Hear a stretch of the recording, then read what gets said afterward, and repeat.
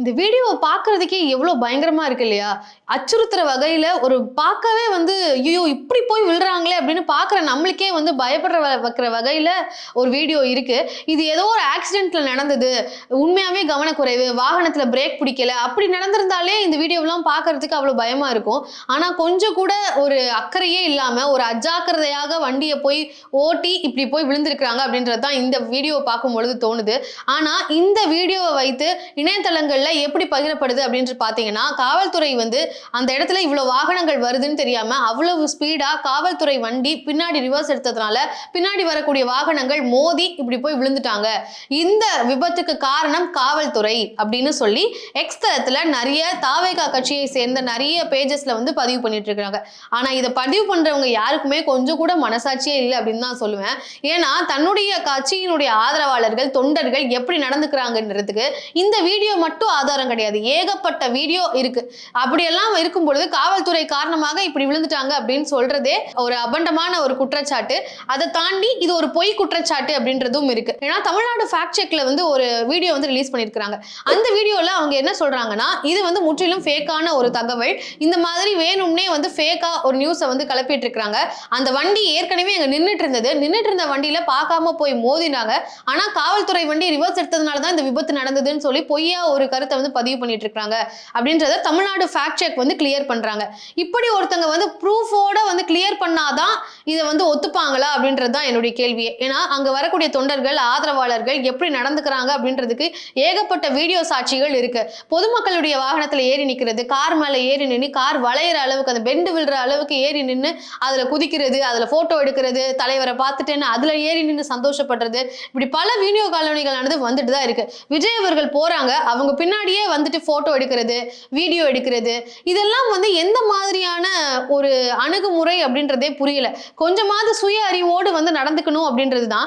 ஏன்னா அந்த கட்சியினுடைய தொண்டர்கள் வந்து அங்க சாமானிய மக்கள் பல பேர் இருக்கிறாங்க, அவங்களுடைய பொருட்களையும் சேதப்படுத்துற வகையில நடந்துக்கிறாங்க அப்படின்றது தான் மிக முக்கியமான ஒரு விஷயம்.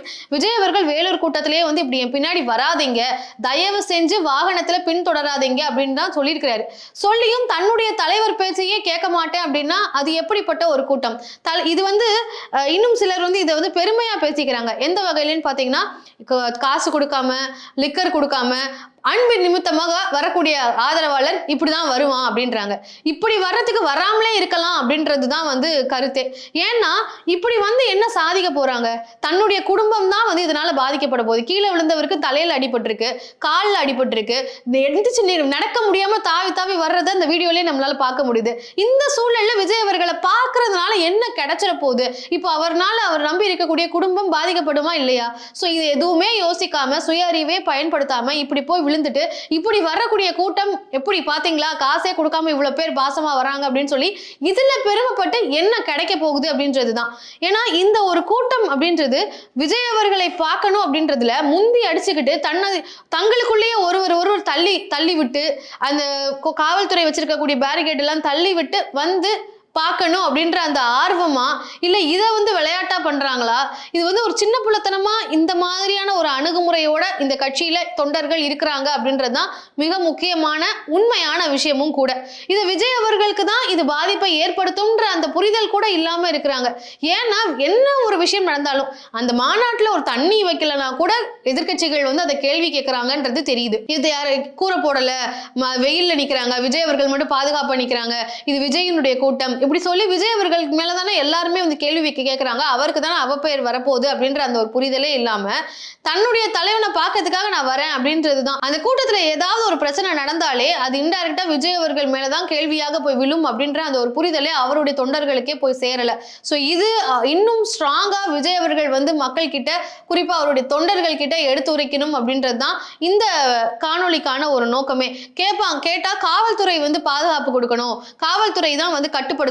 ஆனா காவல்துறை கட்டுப்படுத்தியும் காவல்துறை வந்து விரட்டி அடிக்கிற வீடியோக்களும் இருக்கு.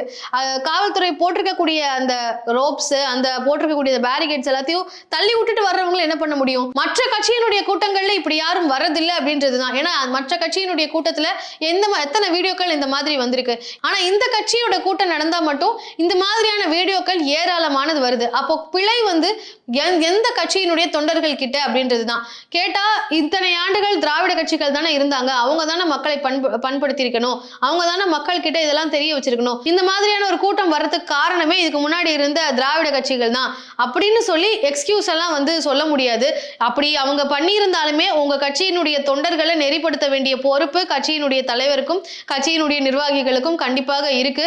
அங்க வரக்கூடிய பல பேர் விஜய் அவர்களை வந்து எப்படியாவது வீடியோ எடுத்துடணும், அவர் கூட ஒரு போட்டோ எடுத்துடணும், அவருக்கு ஹாய் சொல்லிடணும், இந்த மாதிரியான ஒரு நோக்கத்துல தான் வர்றாங்க. சோ இதெல்லாம் தவிர்க்கிறதுக்கு தாவேகா என்ன செய்ய போறாங்க? அவருடைய வாகனம் பக்கத்திலே ஒரு விபத்து நடந்திருக்கு. இது வந்து தாவேகா கட்சியினுடைய தலைமை இதுக்கு என்ன பதில் சொல்ல போறாங்க, இதை எப்படி நெறிப்படுத்த போறாங்க அப்படின்றதுதான். இதுல வந்து பெருமைப்பட்டுக்கிறாங்க, இப்படி விஜயை வந்து பார்க்க வராங்க, இது வந்து காசே இல்லாம வரக்கூடிய கூட்டம்னு சொல்லி இந்த கூட்டத்தை பார்த்து பெருமைப்படுறாங்க அப்படின்னா அது அவங்களுடைய அறியாமை அப்படின்னு தான் நான் சொல்ல விரும்புறேன். சோ இதை பத்தி நீங்க என்ன நினைக்கிறீங்க அப்படின்றத கண்டிப்பா கமெண்ட்ல சொல்லுங்க. நன்றி.